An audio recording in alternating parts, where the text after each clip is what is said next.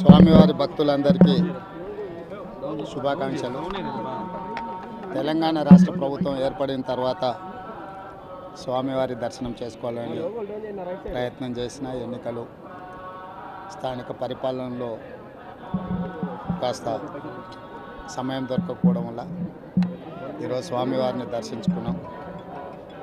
రెండు రాష్ట్రాల సత్సంబంధాలు కొనసాగాలని, రెండు రాష్ట్రాల అభివృద్ధి పదం వైపు నడవాలని, ఆంధ్రప్రదేశ్లో ఏర్పడబోయే ప్రభుత్వము ఆ రాష్ట్ర ముఖ్యమంత్రితో తెలంగాణ ముఖ్యమంత్రిగా సత్సంబంధాలతో సమస్యలన్నిటిని కూడా పరిష్కరించుకొని కలిసికట్టుగా నడిచి రెండు రాష్ట్రాలు అభివృద్ధి పదం వైపు నడిపించే విధంగా ఒకరికి ఒకరు సహకరించుకొని ముందుకు వెళ్ళాలని ఆకాంక్షించను.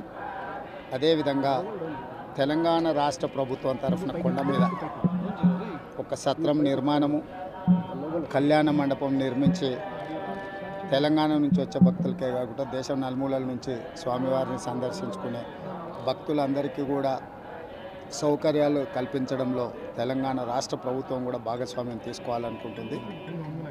ఈ ఫలితాల ప్రక్రియ ముగిసిన తర్వాత తప్పకుండా తెలంగాణ రాష్ట్ర ప్రభుత్వం తరఫున సత్ర నిర్మాణానికి అవకాశం ఉంటే కళ్యాణ మండపం నిర్మించి స్వామివారి సేవ కొనసాగించాలని రాష్ట్ర ప్రభుత్వం భావిస్తుంది.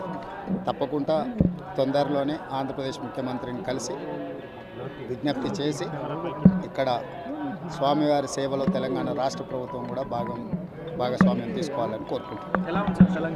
కొండ మీద రాజకీయాలు మాట్లాడకూడదు. తప్పకుండా మంచి వాతావరణం ఉంది, వాతావరణం కూడా అనుకూలించింది. గత సంవత్సరం కరువు వచ్చిన, తాగునీటి సమస్య ఉన్న సమస్యలను అధిగమించి మంచి ఋతుపవనాలు, మంచి కాలం అవుతున్నది. వానలు పడాలి, పంటలు పండాలి, రెండు రాష్ట్రాలు సుభిక్షంగా ఉండాలనే మా ఆలోచన.